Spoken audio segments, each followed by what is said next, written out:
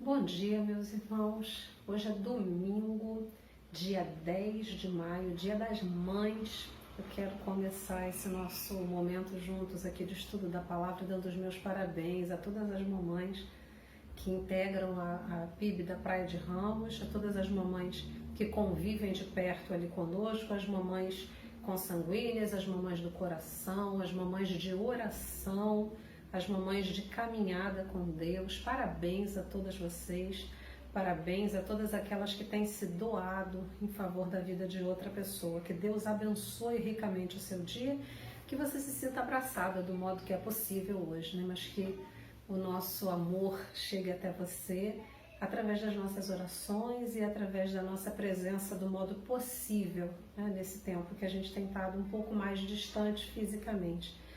Nós vamos juntos meditar na Palavra de Deus.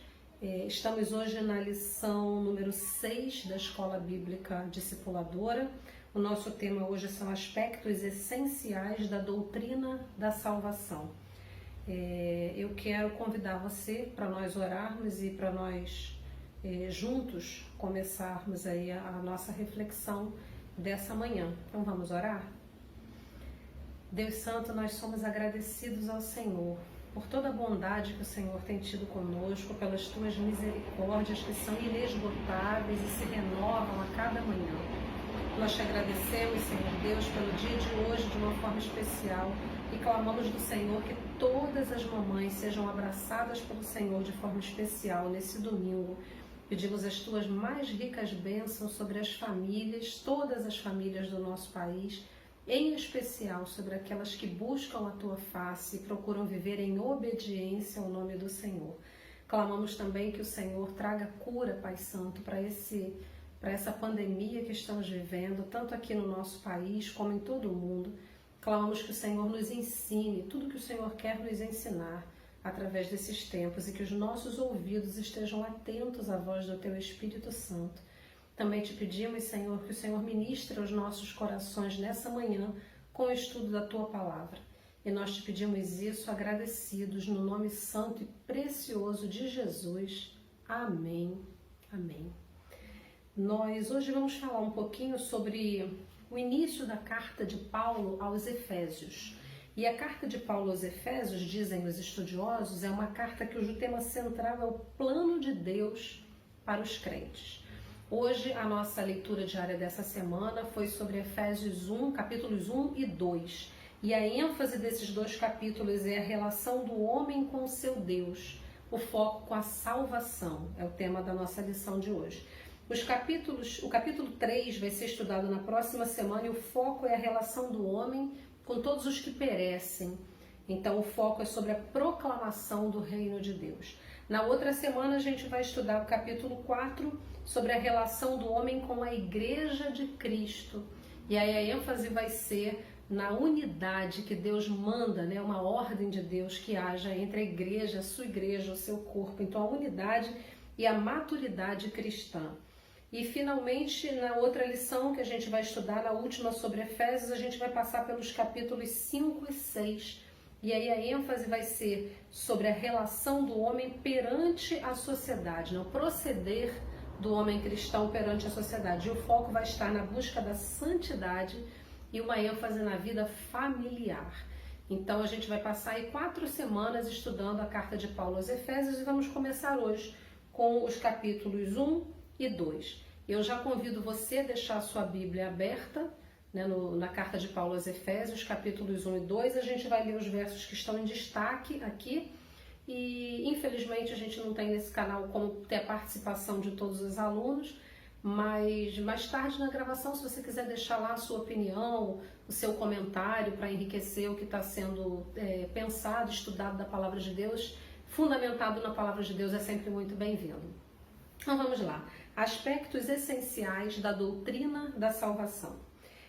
A salvação, a ênfase de Paulo nessa carta é deixar bem claro que a salvação é um dom de Deus. Salvação não se trata de merecimento.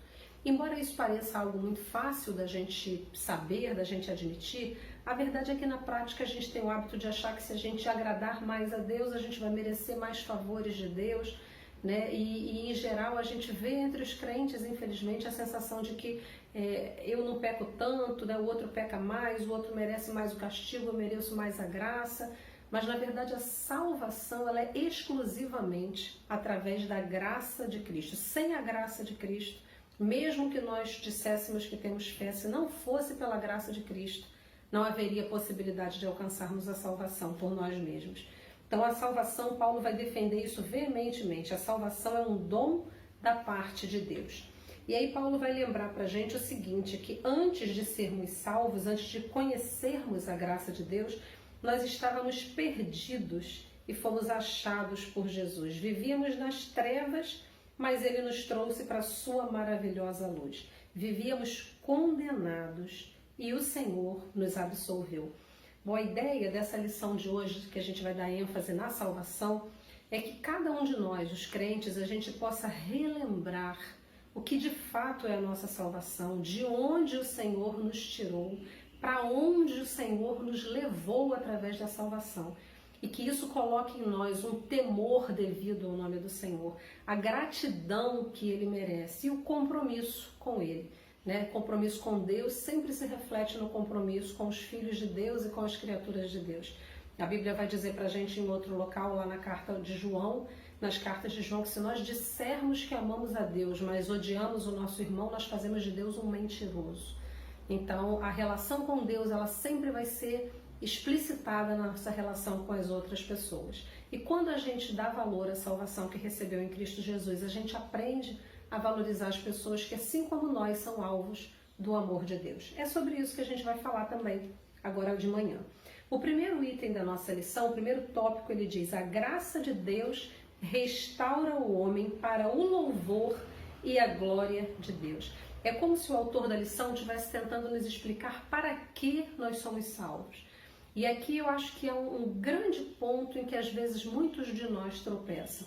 Sim, Deus nos ama. Sim, é profundo o amor do Senhor por nós e é um amor que a gente nunca vai entender. Não temos merecimento algum. Mas sim, o Senhor nos ama. Mas o motivo central da salvação não é por nossa causa. Não é por nós, é por Ele. A salvação, ela tem o propósito de produzir para Deus seres humanos que agora passam de mortos espiritualmente para vivos espiritualmente com uma função. E essa função é a glória de Deus. Então, como a gente tem ouvido muito recentemente, tudo é sobre Ele. Não é sobre mim, não é sobre você. A salvação não é por minha causa ou por sua causa. A salvação é por causa de Deus. Pelo amor de Deus, e somos salvos para a glória de Deus. Portanto, não faz sentido ser salvo e viver como se Deus não existisse, como se Ele não interferisse nas nossas decisões, nas nossas escolhas, no nosso dia a dia, nas nossas prioridades, no modo como nós investimos tempo, dinheiro, relacionamento. Deus precisa ser o centro de tudo isso, porque o motivo dele ter nos salvo é que Ele quer ser glorificado através da sua vida e da minha vida. Precisamos nos lembrar disso. Não dá para ser salvo e continuar vivendo com base na nossa vontade ou no máximo na vontade da nossa família, no nosso pequeno mundo. Somos salvos para a glória do nome de Deus e é para isso que Ele nos tirou de onde tirou, do lamaçal onde nós vivíamos, mortos espiritualmente. E Paulo vai nos dizer isso, talvez para nos lembrar exatamente que a salvação não é pouca coisa. Nós não éramos só um pouquinho ruinzinhos e o Senhor foi lá e consertou uma coisinha ou outra.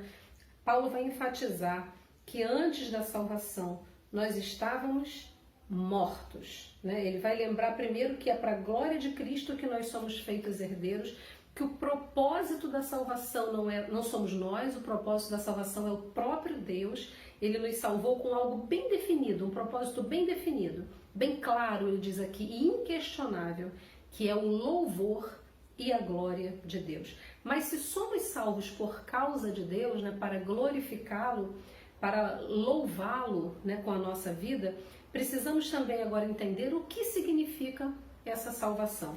E aí Paulo vai dizer no segundo ponto, o autor diz no segundo ponto, com base no capítulo 2, de Efésios. Voltamos depois de uma interrupção, o vídeo acho que ficou longo, enfim, eu não entendo muito bem disso.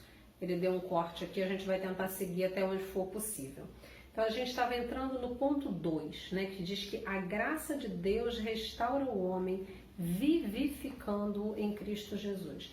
Aqui acho que a intenção de Paulo é deixar bem claro para nós que a graça de Cristo e a salvação por meio da graça de Cristo não são pouca coisa. Nós não estávamos só um pouquinho doentes e Cristo foi lá e deu uma ajudinha para a gente ficar um pouco melhor. Paulo vai chamar a nossa atenção para dizer: vocês estavam mortos.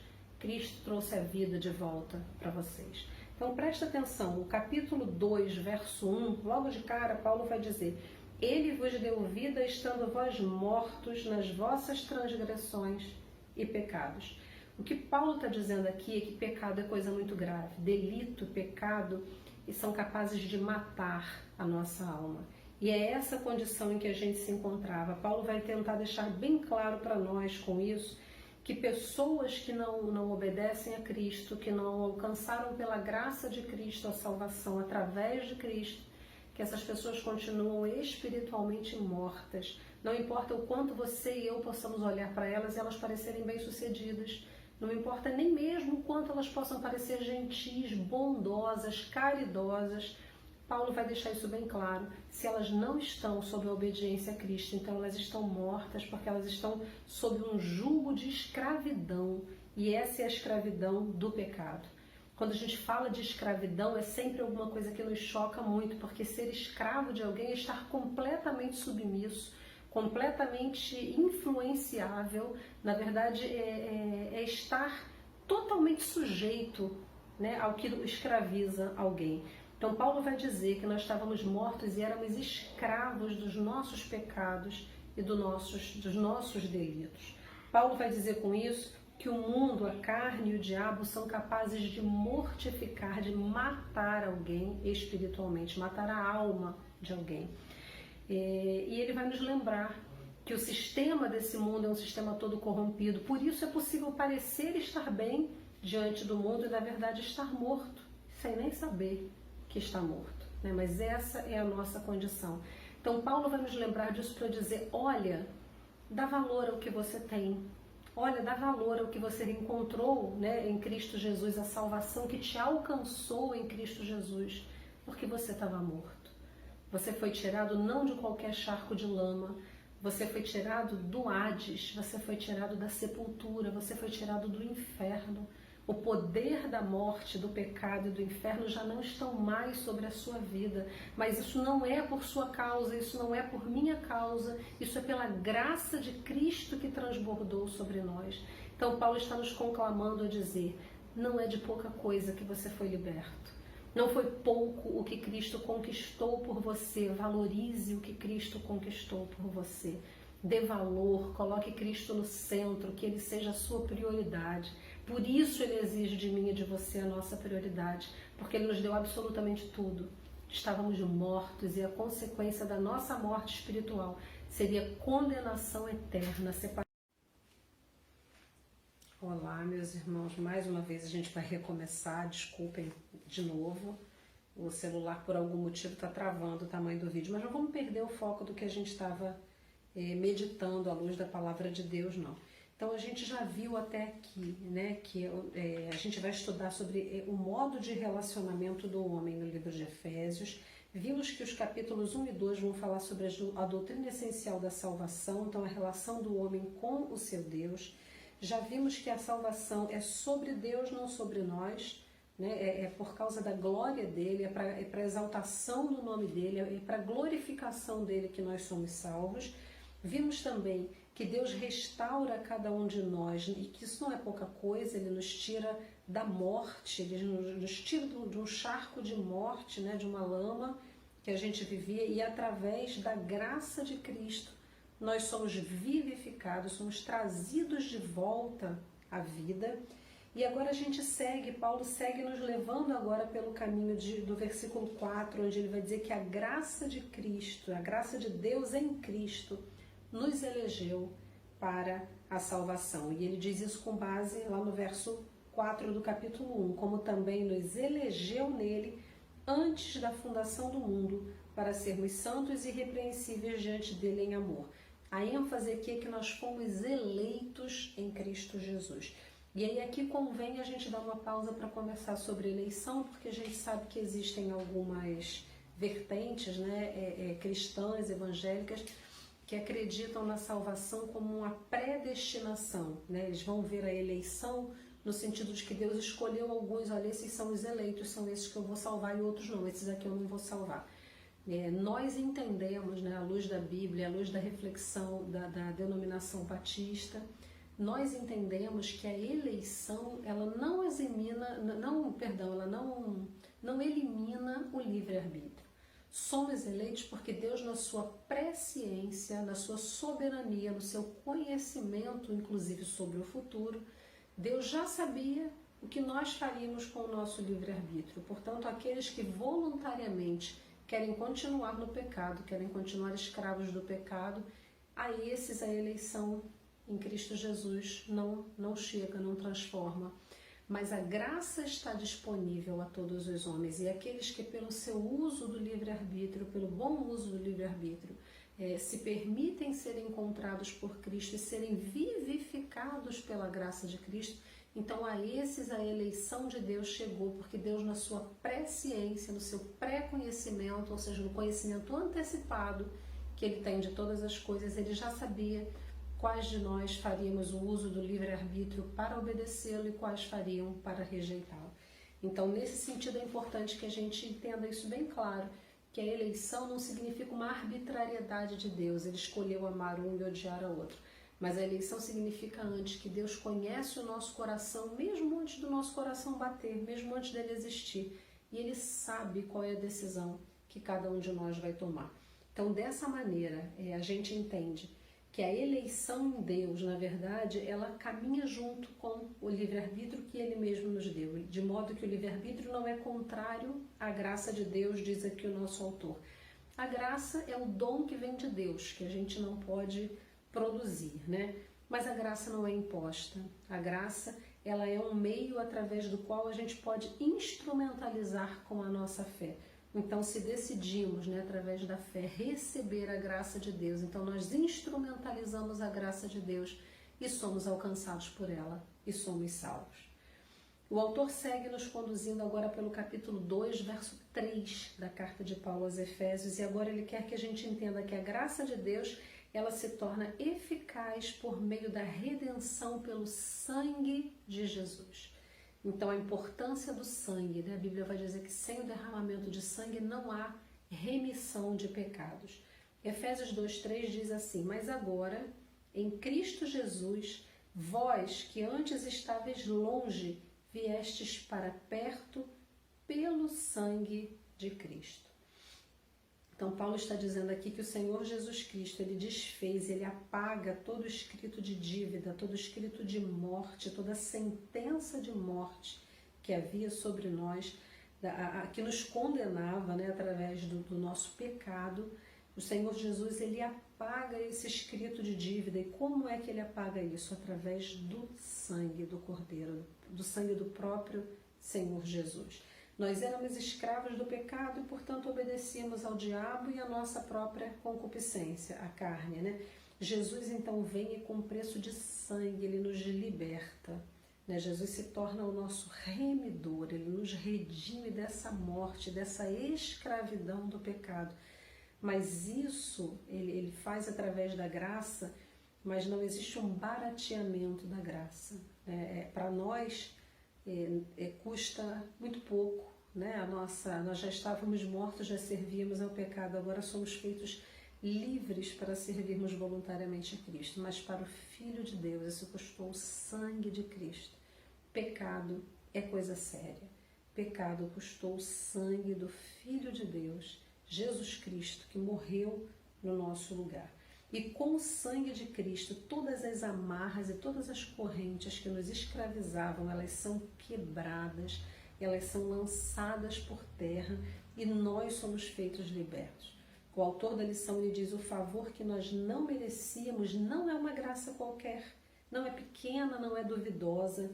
Por mais que tenha sido o nosso pecado, por maior que a gente tenha pecado, né, porque a gente seja como pecador, por mais infame que a vida de um homem possa ser, A graça de Deus, acessível, né, disponível pela fé, ela é enorme e ela é capaz de cobrir todo tipo e todo tamanho de pecado.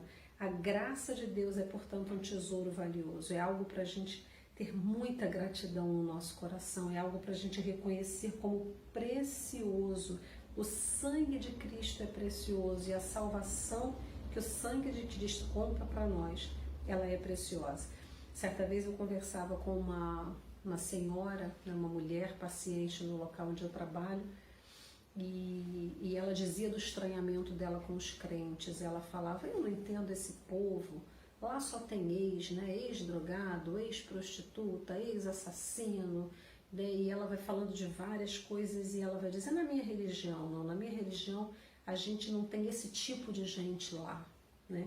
E o modo como ela entendia era que essas pessoas, né, que ela fazia a separação, os que tinham feito coisas terríveis aos olhos humanos, eram pessoas indignas e que não havia lugar para eles com Deus, né? Pessoas que cometeram toda sorte de impureza. Ela considerava que ela e os irmãos de fé, né, que ela chamava de irmãos de fé dela, seriam pessoas melhores do que essas pessoas. A graça de Cristo, na verdade, ela nos nivela, a todos nós, e ela nos nivela por baixo. Todos nós estávamos mortos, fosse o que roubava, o que matava, o que estuprava, o que seduzia, enfim, fossem aqueles de nós que dizem, mas eu nunca fiz nada disso, nunca matei, nunca roubei, nunca agredi ninguém, né? Nunca fui um mentiroso, quanto mais. A graça de Cristo nos nivela a todos por baixo, não importa o como a gente imagine que a gente seja bonzinho ou boazinha. Todos nós éramos cadáveres, mortos, vivendo, entregues à escravidão da depravação do pecado. E a essência do pecado é a rebelião contra Deus. O sangue de Cristo nos alcança, a graça de Cristo busca por nós, ela se coloca alcançável por nós através da instrumentalização da fé. E aí, com o uso da nossa fé, através do nosso livre-arbítrio, nós podemos nos permitir ser encontrados por Deus. Vale lembrar que nós não encontramos Deus, nós somos encontrados por Deus, porque Deus nunca esteve perdido. Perdidos estávamos nós estávamos perdidos e Ele nos encontrou e Ele nos alcançou através da graça ao preço de sangue.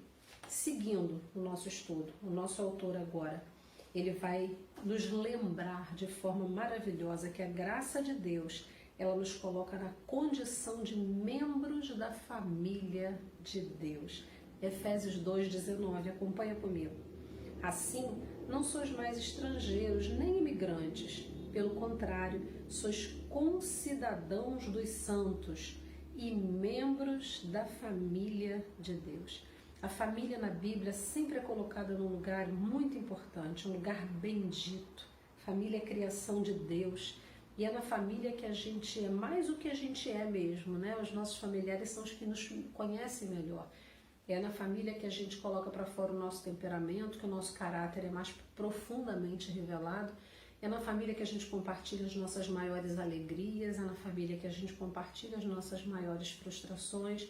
E a família é das ferramentas mais preciosas de Deus para o nosso crescimento. É na família que nós aprendemos mais, aprendemos sobre relacionamentos humanos, aprendemos sobre o relacionamento com Deus, aprendemos sobre formação de caráter. A família molda boa parte do nosso caráter. Quando a palavra de Deus nos diz que nós somos aceitos na família de Deus e que a partir desse momento da nossa salvação, Deus ele se torna eficazmente o nosso Pai, a gente começa a pensar em quanta riqueza do conhecimento, da sabedoria, dos mistérios de Deus estão disponíveis a nós.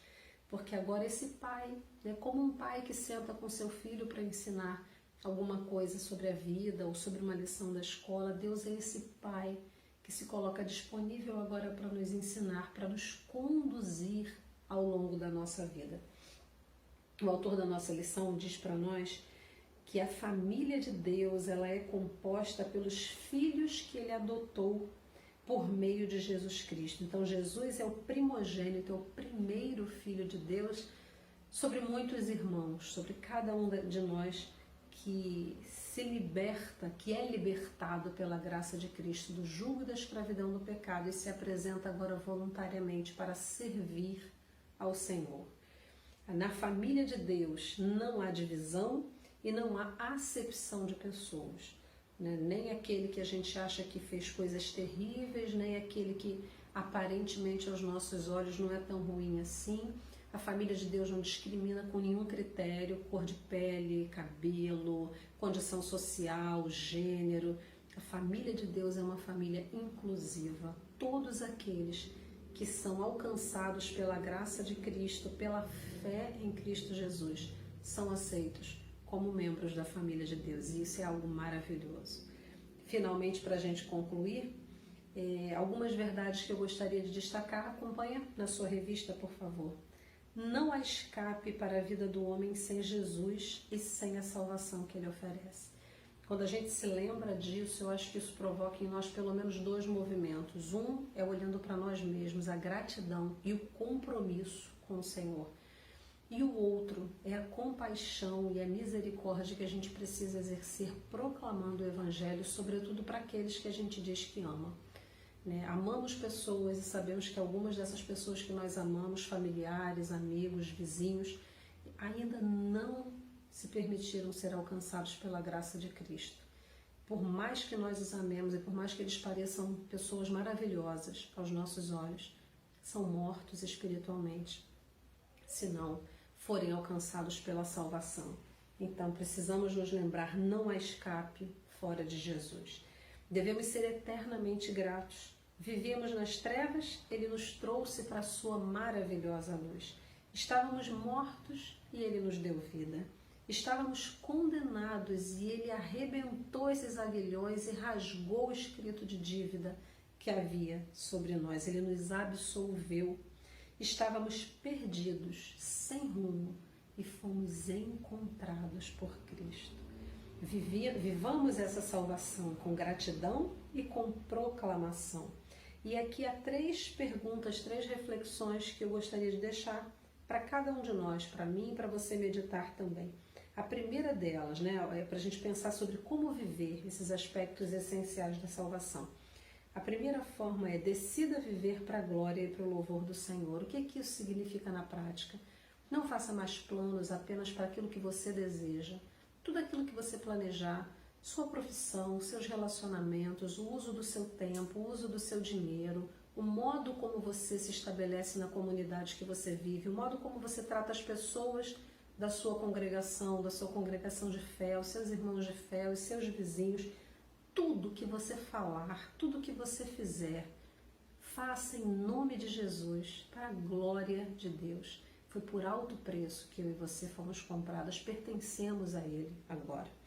Em segundo lugar, não permita, decida mesmo a não mais viver para o pecado, porque você foi liberto dele, nós fomos vivificados. É certo que cada um de nós tem alguns pontos da nossa vida que nós lutamos com essa propensão nossa ao pecado, talvez pela maior parte, talvez por toda a nossa vida, mas não se acomode. É muito triste quando a gente vê um homem de Deus, uma mulher de Deus dizer: mas Deus sabe que isso daqui para mim é muito difícil. Isso aqui que está na Bíblia foi naquele tempo, mas isso não é para hoje não. Deus sabe que os tempos são outros. Não se acomode com o pecado, com a sua fraqueza. Não se acomode a viver menos do que a graça de Deus pede de mim e de você. A palavra de Deus, ela é viva e eficaz. E o pecado, ele precisa ser combatido. A Bíblia diz que nós ainda não lutamos até o sangue. Precisamos lutar com todas as nossas forças e, mais do que isso, com o poder do Espírito Santo que habita em nós. Toda sorte de pecado nós precisamos fazer morrer a nossa velha natureza. Não se acomode ao pecado. E, finalmente, a terceira conclamação de como viver, essa preciosa salvação é: jamais se ensoberbeça por fazer parte da família de Deus. Lembre-se que foi pela graça. Alguns crentes, às vezes depois de estarmos transformados por Deus, às vezes temos a sensação de que o ímpio é mais ímpio do que nós éramos quando fomos alcançados. Às vezes falamos com uma certa hostilidade, querendo que a mão de Deus pese sobre alguém porque pecou. porque fez algo errado, às vezes torcemos para que algo terrível aconteça na vida daquela pessoa, meu querido. Não faça isso. Eu e você merecíamos algo terrível da parte de Deus. Ele nos alcançou não por merecimento nosso, foi por amor, foi pela graça dele e foi para a glória dele. Assim como fomos alcançados um dia, e todos nós gostamos de receber misericórdia e perdão, nós precisamos estender misericórdia e perdão na direção das outras pessoas. Então, quando seu coração tentar te trair, desejando algo terrível sobre a vida de outro, peça de Deus a misericórdia dele sobre você, para que limpe o seu coração, para que o seu coração esteja disposto a amar. Eu devo fazer isso, você deve fazer isso. Por certo, muitas vezes a gente quer se colocar no lugar de juiz e a gente torce para a mão de Deus pesar sobre alguém. Não. Senhor Deus deseja que nós sejamos intercessores. Em muitos momentos da Bíblia, Moisés se colocou nesse lugar. O povo pecava, mas Moisés pedia misericórdia de Deus. Abraão, o pai da fé, né, como nós chamamos Abraão, diante da decisão de Deus de destruir Sodoma e Gomorra, Abraão pedia: Senhor, mas o Senhor não vai ter misericórdia se houver 10 salvos, se houver 20 salvos, se houver 5 salvos? Né? Homens que se colocaram na brecha e intercederam com misericórdia pelas outras pessoas. Esses são os servos que o Senhor espera encontrar em mim e em você. Esses são os filhos que o Senhor espera encontrar, porque Ele é bom, porque Ele é misericordioso, porque Ele é tardio em se irar. Ele espera que nós, como seus filhos, aprendamos a fazer a mesma coisa e a viver da mesma maneira. Se não por bondade nossa, pelo menos por um pouco de constrangimento, né, de onde fomos tirados. Né? Na parábola do credor incompassível, Jesus lembra disso. Aquele servo de quem é perdoado muita dívida, mas ele quer cobrar cada centavo de quem deve a ele, a Bíblia vai dizer que esse servo vai ser lançado também nas trevas exteriores. Deus é o nosso padrão, Deus é a nossa referência e Ele espera de nós que de onde Ele nos tirou, que a gente tenha um mínimo de constrangimento, de também estender essa misericórdia que nos alcançou nas vidas das outras pessoas que estão ao nosso redor. Queridos, é isso. A salvação implica não apenas em estou salvo e agora acabou.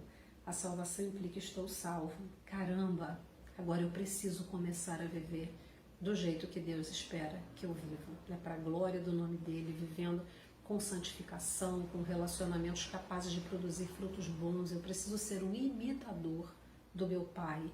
Eu preciso seguir os passos do meu Pai. Ele espera isso de mim. Nós vamos orar. Eu quero convidar você a receber o que foi ministrado nessa manhã de domingo, clamando ao Senhor que o meu coração e o seu coração sejam terrenos férteis onde a palavra do Senhor possa frutificar.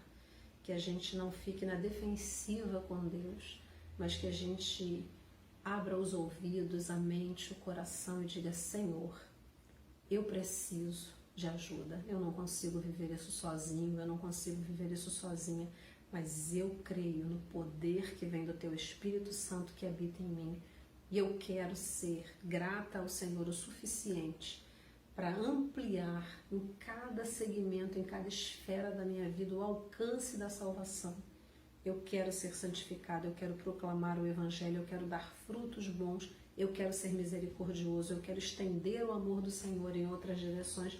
Eu quero viver o amor, eu quero viver para amar, como o Senhor me ama. Vamos orar? Bondoso Deus, nós te damos graças por tão grande salvação que nos alcança em Cristo Jesus. Clamamos do Senhor as tuas misericórdias sobre a tua igreja. Pai, nos ensina a amar, nos ensina a estender o teu amor na direção daqueles que estão perecendo ao nosso redor. Impede, Senhor Deus, que a gente cultive pecados no nosso coração com vãs pretextos de que o Senhor nos entende. Impede, Senhor, que a arrogância alcance o nosso coração e que a gente pense que é melhor do que qualquer outra pessoa. Mas no nome de Jesus, faz de nós pessoas humildes, pessoas santas, pessoas comprometidas com a Tua palavra, capazes pelo poder do Espírito Santo de viver tudo aquilo que o Senhor deseja que a gente viva. Nos ensina a viver em amor, em unidade, com gratidão no coração, com alegria que vem do Senhor. Nos ensina a sermos servos úteis, Senhor Deus, principalmente nesses tempos de distanciamento social. Ensina a cada crente, Senhor Deus, como compartilhar o amor de maneira que as pessoas que estão ansiosas, temerosas, que essas pessoas sejam alcançadas pela mensagem do Evangelho. Usa-nos, Senhor, para a glória do Teu nome, porque fomos salvos para a glória do Teu nome e assim queremos viver. Perdoa, Senhor, a multidão dos nossos pecados e tira do nosso coração o desejo de pecar contra o Senhor. Nós te pedimos isso no nome poderoso do Senhor Jesus. Amém. Amém. Meu irmão, que Deus te abençoe nesse domingo. Se você ainda tem a sua mamãe, não deixe de fazer contato com ela, seja virtualmente, se ela não está aí perto, se vocês moram juntos, que seja presencialmente. Manifeste a ela o seu amor. Se você não tem mais a sua mamãe com você aqui neste mundo, eu sugiro que você escolha uma mamãe e que você faça um contato, faça uma homenagem para ela, reconheça o valor dela e faça do dia de alguém um dia especial. Eu já ganhei aqui o presente do meu filho, eu quero mostrar para você. João, com a ajuda do papai, fez para mim esse lindo presente aqui de Dia das Mães, que é a minha mãozinha feita aqui para ser o tronco da árvore. Ele me mostrou que aqui tem uma graminha e os frutos são o nosso amor. São vários coraçõezinhos que ele e o papai conseguiram produzir. Deus abençoe seu dia, que seja também um dia cheio de amor para você. Um grande beijo, a paz do Senhor alcance a sua casa, a sua família e, se Deus permitir, à noite estaremos às 20 horas, fazendo através de transmissão ao vivo a adoração coletiva ao Senhor, juntos como povo do Senhor, louvando, glorificando e aprendendo da palavra do Senhor. Deus te abençoe, meu irmão, minha irmã. Um forte abraço na comunhão do Espírito Santo. Até mais.